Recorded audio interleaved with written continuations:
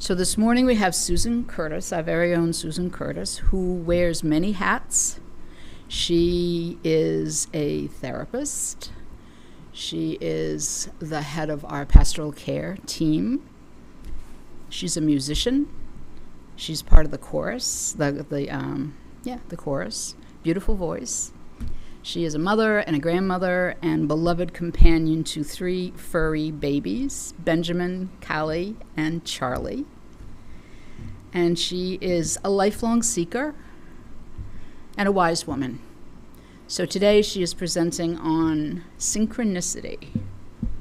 And I can't wait to hear what she has to say. So please welcome her warmly, Susan Curtis.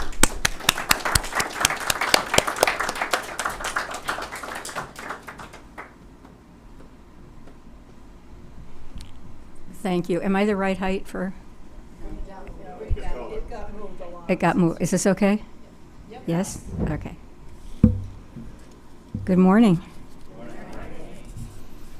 What do you do after an introduction like that? My goodness. Shine. I hope.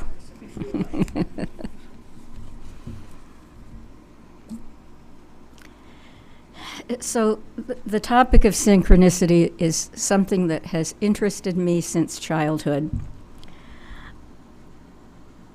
Mostly because the synchronicities that have occurred in my own life have helped to shape decisions, sometimes in very simple and humorous ways, and sometimes big decisions like finding a husband. Seriously, I'm not kidding about that. Synchronicities have played a part in several career choices and expansions of career, the choice of life companions, human and animal. Thank you for recognizing my animal family. And the cause of delight and wonder when I ask myself sometimes, what just happened here? This is where I need to tell you something about myself. I'm a skeptic. I like to have explanations for things. The word why has been my favorite word since I was 2 years old. Why is the sky blue? Why are there puddles? Why are there colors? When provided with an answer, my response may usually be something like, really? How did you know that? My parents were relieved when I finally learned how to read. A set of the Encyclopedia Britannica seemed like a small price to pay to free them from my constant questions and set me off on my own research. It's very, very hard for me to take things on faith. I'm much more of a maybe person. So please don't think that this whole synchronicity thing is an easy leap for me. If you are questioning anything that I say this morning, so am I. I've been there and done that. So today I'm going to ask you to do something that for me is difficult, so I understand that it may also be difficult for you. I'm asking you to suspend judgment and to ask yourself the question, what else might be true? I have a strong sense of curiosity, similar to what Diane Reed talked about a few weeks ago in her presentation. And it is that curiosity that leads me to consider new possibilities and to keep asking questions. So when 2 unrelated events seem to come together in an impossible way that has meaning for me, I have to keep looking for explanations. There's an analogy here that I think might be helpful. I wish I had thought it up. I didn't. Somebody else did.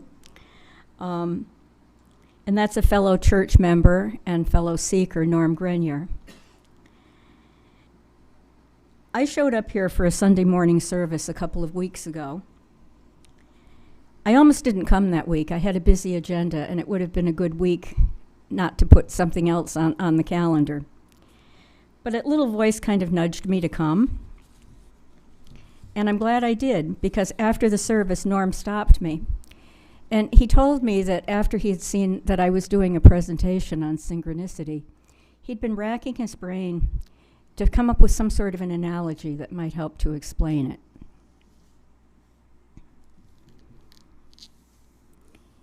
He told me that he hoped I would be in the church that day because he wanted to talk to me about this. Well, here I was on a day that I wasn't supposed to be, and here he was with something he wanted to tell me. Sometimes it takes a village, and I really hadn't come up with a good analogy. So here is the analogy, and thank you, Norm, for sharing that with us and being kind enough to offer an innovative view. So imagine, if you will, that you are living in an aquarium. And the aquarium contains within it everything that you need to sustain yourself and the rest of your aquarium mates, physically, materially, emotionally, and socially.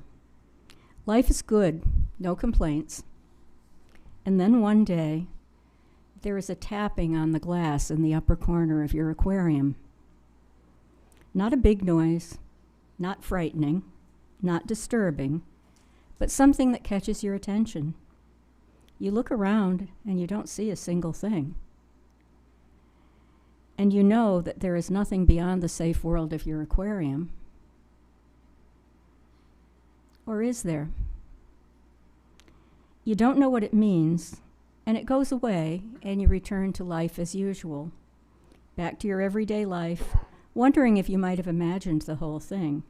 And if you did imagine it, why would you have done that? And then there's the tapping again. So please, would you join me for a few moments this morning in the aquarium and try to open to the idea that many things can be true at the same time? And let's go exploring. In looking for a definition, it always makes sense to start with a dictionary, so that's what I started with. The Oxford Dictionary defines synchronicity as the simultaneous occurrence of two or more events that appear to be significantly related but have no discernible causal connection. Did you get your head around that one? I have a little trouble with it, so let's keep on going. Although synchronicities themselves have been around since humans first stepped on the earth, it was Carl Jung, the Swiss psychiatrist, who introduced the idea in his later works, and that was in the late 1950s. Jung defines synchronicity as the acausal connecting principle, a mysterious connection between the personal psyche and the material world. That also is a fairly forgettable definition, but his example of a synchronicity has lived on, and Jung's famous example of synchronicity is the story of the scarab beetle. One of his patients was stuck in her analysis, and Jung thought for a while that there would be nothing that he would be able to do to help her. At one point, his patient was describing a dream in which someone had given her a golden scarab, a valuable piece of jewelry. All of a sudden, while she was describing this in her dream, Jung opened the window of his office, and in flew a golden scarab, the beetle. Jung caught the beetle, handed it to his patient, and said to her, here is your scarab." At that moment, a fundamental shift occurred in his patient, and she became very receptive to therapy. This synchronicity cracked her defensive shell wide open. I'm thinking about keeping a box of scarab beetles in my office. I think they might come in handy. There was no causal connection between the dream and the event. One did not cause the other to happen. But clearly there was a meaningful connection between the two co-related events with profound effect on Jung's patient. Jung was definitely not the first person to notice synchronicities. The concept has been widely analyzed, criticized, and thought about in many cultures. Science has tried to explain synchronicity by a phenomenon called confirmation bias. This simply states that we tend to notice events that confirm our own beliefs, so it is the human need for meaning that explains synchronicity. Really? There might be more. In biology, Rupert Sheldrake's work on morphic resonance posits that memory is inherent in nature and that natural systems inherent collective memory from all previous things of their kind. Sheldrake proposes that it is also responsible for telepathy-type interconnections. In systems theory, Ernst Laszlo's work on chaos theory affirms that within the apparent randomness of chaotic complex systems, there are underlying patterns, interconnections, constant feedback loops that help us to make sense of events that seem chaotic and meaningless. And in modern physics, Bohm's work on the holographic cosmos is resonant of synchronicity.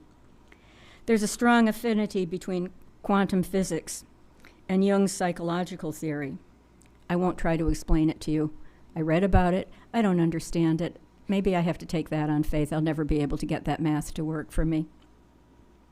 Jung insisted that some phenomenon can never be explained naturally. However, he believed that most people do experience synchronicities and that they have them at the moments when they need them most. Jung theorized that some coincidences are connected so meaningfully that their occurring by chance would represent a degree of improbability that would have to be expressed in astronomical figures. My Google research on synchronicity produced a classification of synchronicities that is as follows. The first is seeing repeated numbers or patterns of numbers that seem to have some meaning more than just mere coincidence. The second, thinking about something and then magically having it happen. The third is being at the right place at the right time. And the fourth, dreaming about people, animals, or places, and then seeing the dream objects repeat in real life. And now what I'd like to do is go back and review each one of these from samples. And that means I'm going to have to talk about myself. Apologies, but I have only my own research to draw from here when it comes to giving you examples. So again, the first type of synchronicity was seeing repeated numbers or patterns of numbers that seemed to be more than mere coincidence. My father and my stepmother had a thing about the numbers 1111. Maybe some of you do also. It seemed that whenever something significant happened, or one of them looked at the clock or a watch, it was 1111. They joked about it a lot and had fun in noting the number of times 1111 showed up in their lives, from hotel room numbers to numbers on receipts and to dates. Indeed, when my stepmother passed away, the time of her death was recorded as 1111. None of us were surprised. In a similar vein, when I met Bob Washburn, who was to become my second husband, we were both delighted and a little weirded out when we learned that except for one digit, we actually had the same 10-digit telephone number. It got a little bit funnier when we found out we also shared the same street number as an address. And then we learned that we each had a daughter with exactly the same first and middle names. It was kind of hard to chalk all of that up to random coincidence. Was the universe trying to nudge us toward each other? I don't know the answer to that, but I can say that the synchronicities helped to lean me in the direction of accepting that first date rather than walking away from it.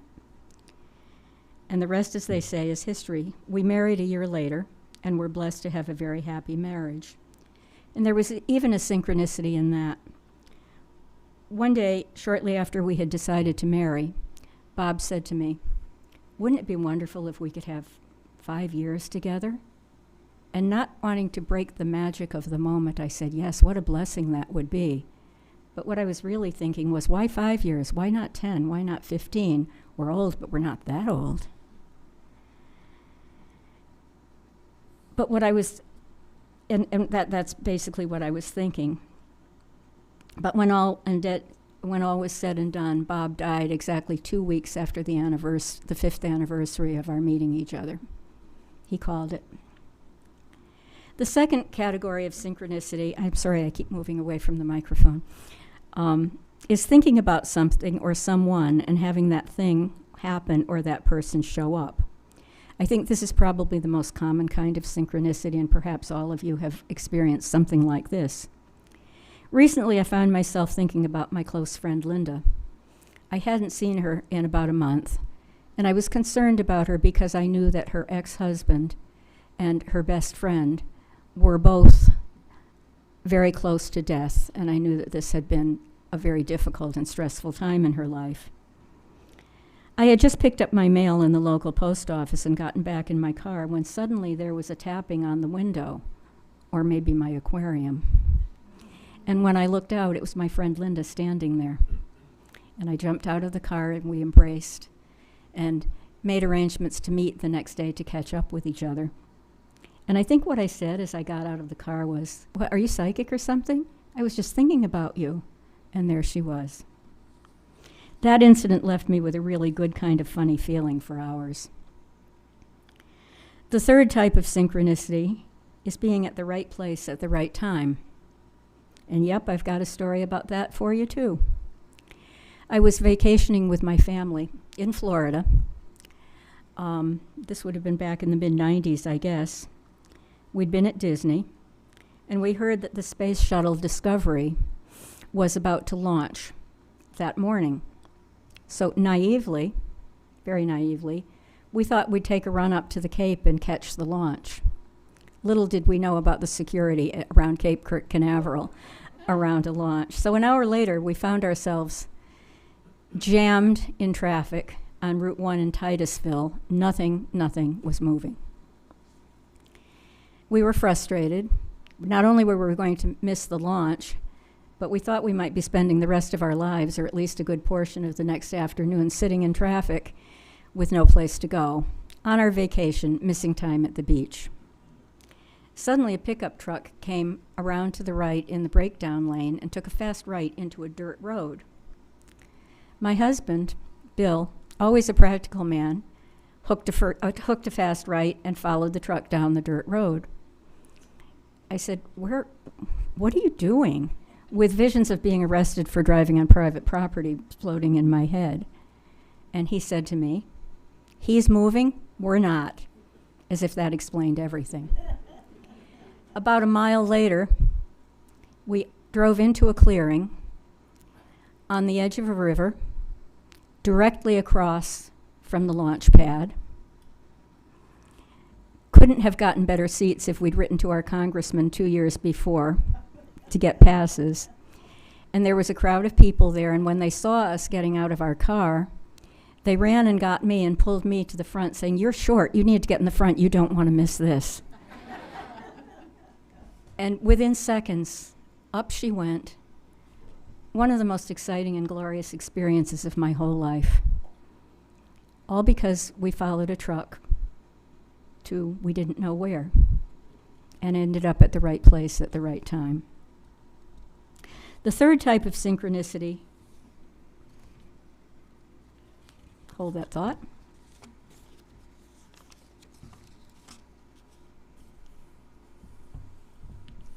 And I'm sorry, it's the fourth type, we're there, is dreaming or having parts of dreams that show up later in real life.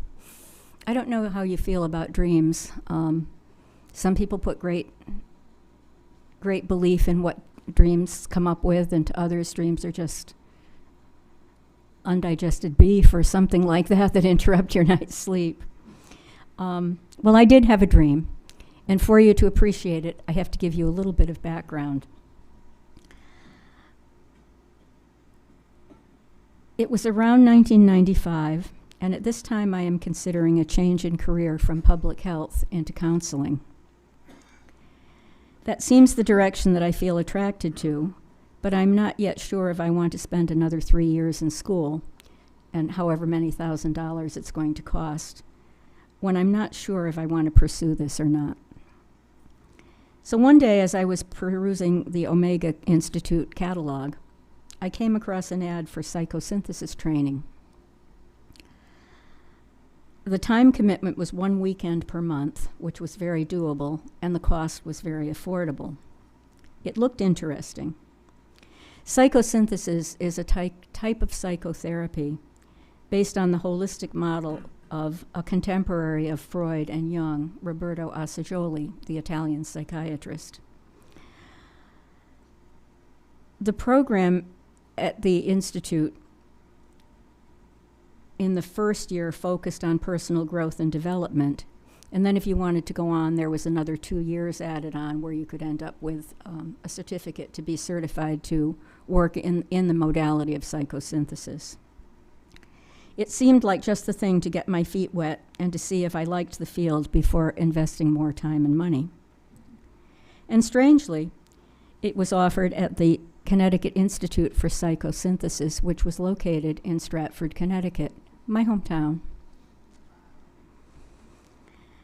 So I was definitely interested and in pondering mode. And then I had this dream.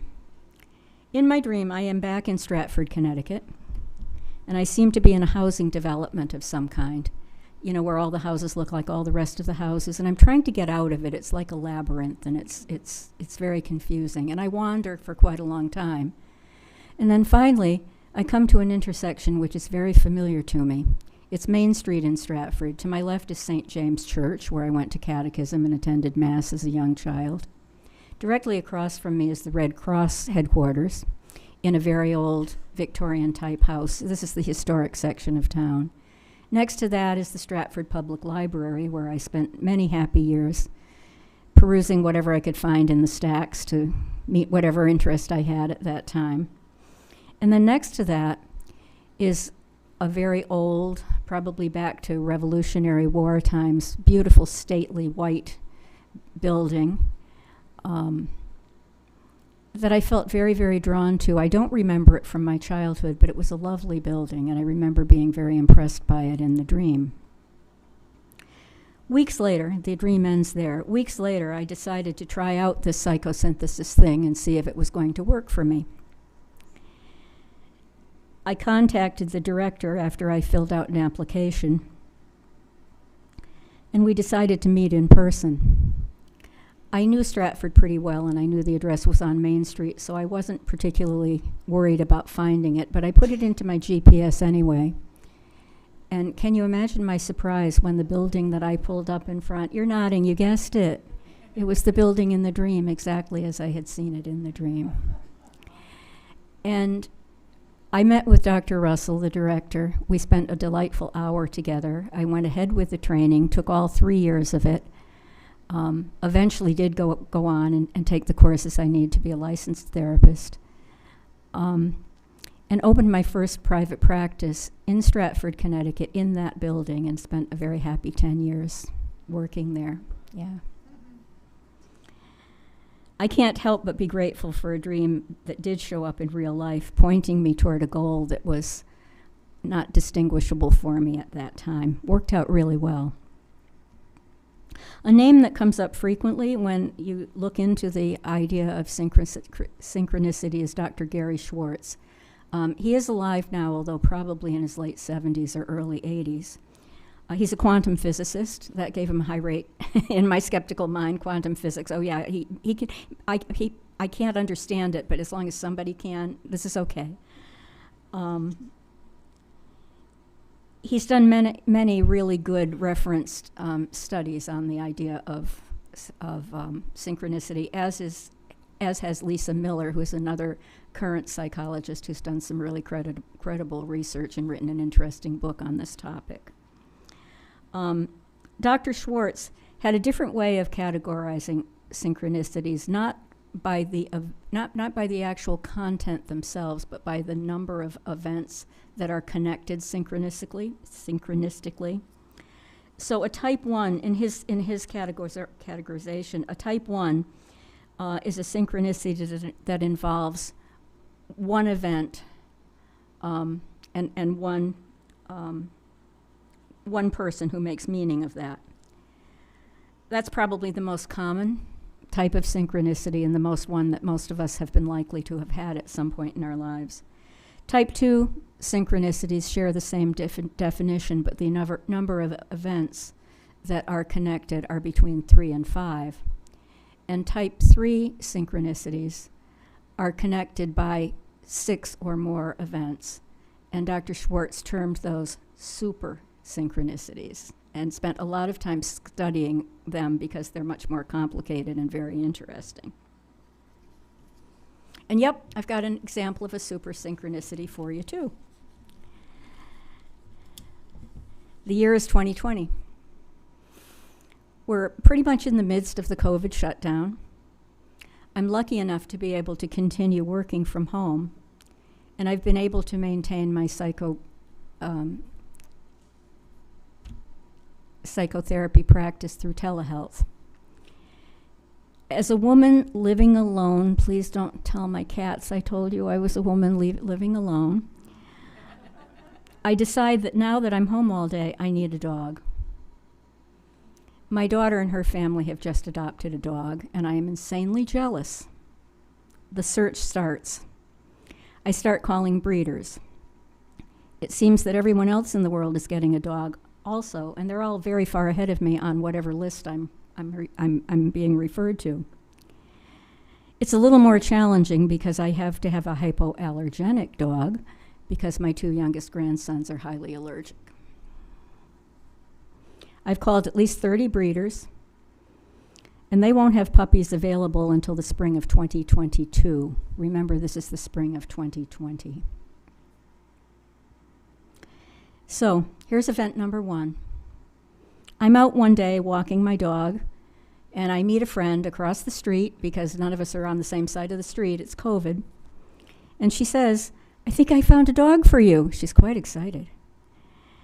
Her husband had picked up a local newspaper in a grocery store on the Cape, and she was waving triumphantly this little tiny piece of paper, maybe 1/4 of an inch by a 1/2 an inch.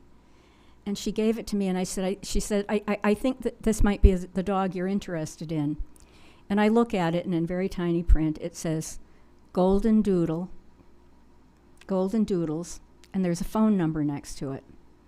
And my first reaction to that was, this is probably a puppy mill, and I don't know if I want to get involved with it. But I did thank her. It was sweet of her to cut it out and take the time and energy to save it and wait and give it to me. And I brought it home, and I put it on a little shelf on top of my computer table with the intention of not returning the call. I was going to go the white lie route and just say, nobody answered, because that was what I was getting with most of the breeders. And I did want her to know that I appreciated it, but I didn't think it was going to go anywhere.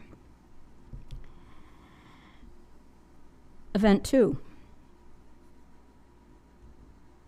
When I came out the next morning, the little teeny tiny piece of paper with golden doodles and a phone number had migrated from the shelf above my computer, and it is now sitting in the middle of my keyboard. There's no way I can miss it. And I look at it, and I think, well, that's odd. I guess it wouldn't hurt to call and inquire. I don't want to hurt my friend's feelings after all the trouble she went through. Event 3, I call the number. And unlike the last 30 or so attempts, this time a human being answers the phone. That seems pretty impossible, considering the number of phone calls I've already made. Event 4.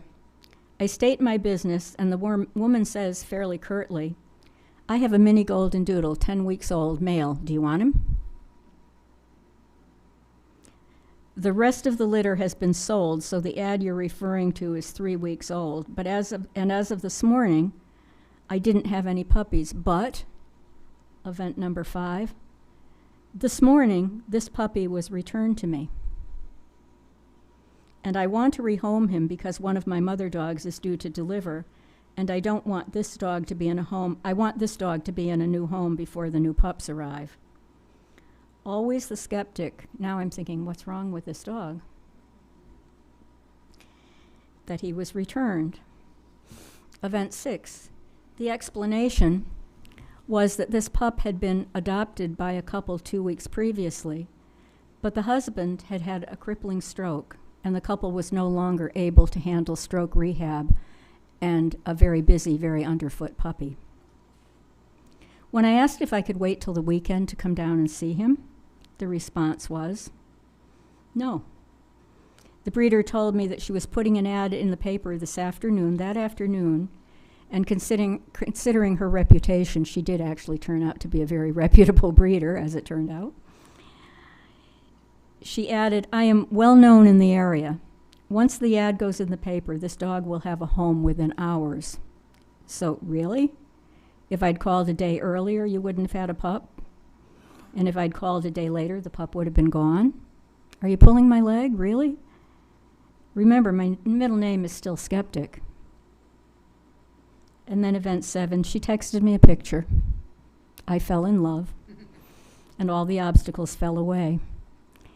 So thanks to a real super synchronicity, I wound up with the dog that I believe I was meant to be my next companion, and you just can't make that stuff up. What do I make of all of this? Well, it brings me back to Jung's concept of the collective unconscious, a part of the unconscious mind that is common to all beings. Jung believed that part of the mind contains archetypes, or universal symbols, and ideas that are deeply ingrained in our psyches, and our psyches influence our thoughts, behaviors, and perceptions.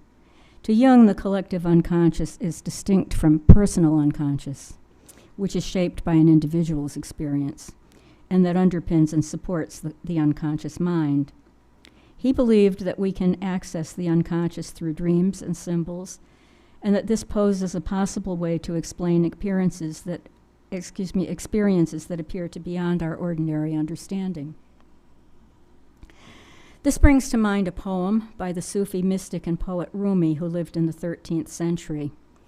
It begins, "Out beyond ideas of wrongdoing and right doing, there is a field. I'll meet you there." And I picture an actual field when I see that. It was behind my grandmother's house, and I know that's the field he was talking about. But I also like to think of that field as a field of consciousness, rather than a literal field that represents a space that is free from judgment, where we simply exist and connect. In one last synchronicity, as when I was thinking about whether or not to incorporate this quote into my talk, I happened to take a look at a calendar that my grandchildren had given me as a Christmas gift. And each page of the calendar had a picture of a dog on it and a quote by a different author. And the quote on the page for that day, as I looked at it, was, "Stop acting so small. You are the universe in ecstatic motion." Its author was none other than Rumi himself. Pretty good coincidence. Thank you, Mr. Rumi. And so when I came in here, I had actually torn that picture off the calendar, and there's a picture of a dog on it. So if you find a picture of a dog, that's it. And I'm not particularly attached to it, but it's not here in my folder now. You know what? Thank you. You've got a better memory than I do. Here it is. July 24th. "Stop acting so small. You are the universe in ecstatic motion." So, what fun synchronicities are. Have you had them? I'm not the only person in the world. Yeah, okay. Yes. I have to say, I've literally been practically jumping out of my seat since you first opened your mouth. So you go to the microphone. Yeah, come on up here. Sure. It's kind of Dan's bringing you one.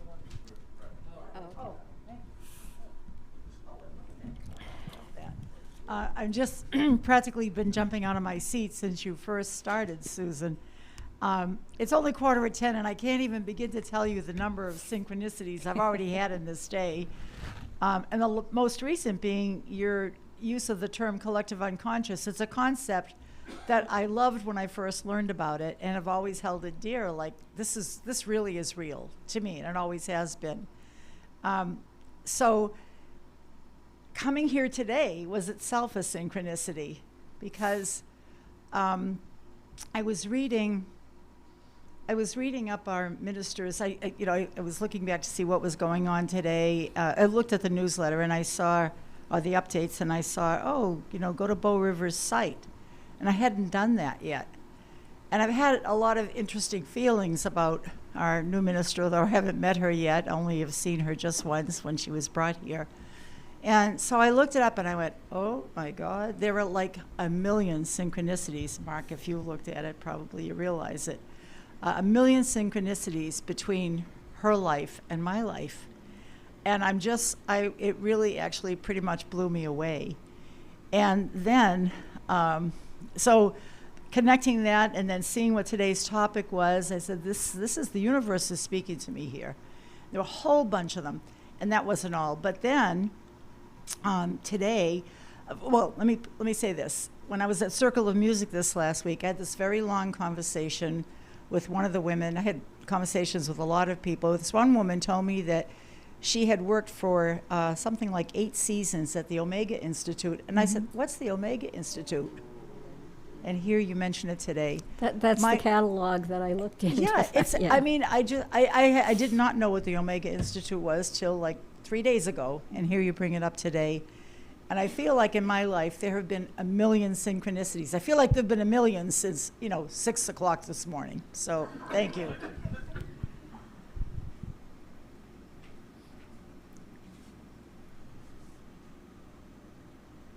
I have a question.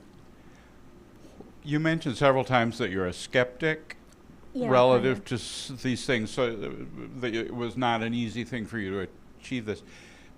What exactly are you skeptical of, or were you skeptical of, that you had to overcome? What was, to me, to be a skeptic, there has to be some belief that you are doubtful of, and I'm curious if you could state that belief so we can decide whether we're skeptical Okay, too. that's a good one.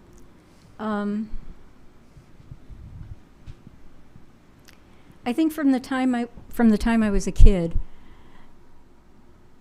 whatever was coming up as a subject was, but how do you know that? How do you know that? How can you tell? I was also brought up in a very Catholic family where you take a lot of things on faith, so my constant questioning didn't sit well.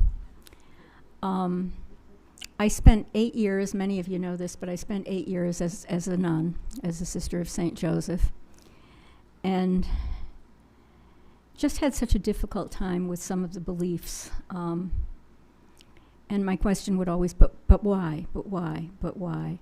It's very hard for me to just take things on faith.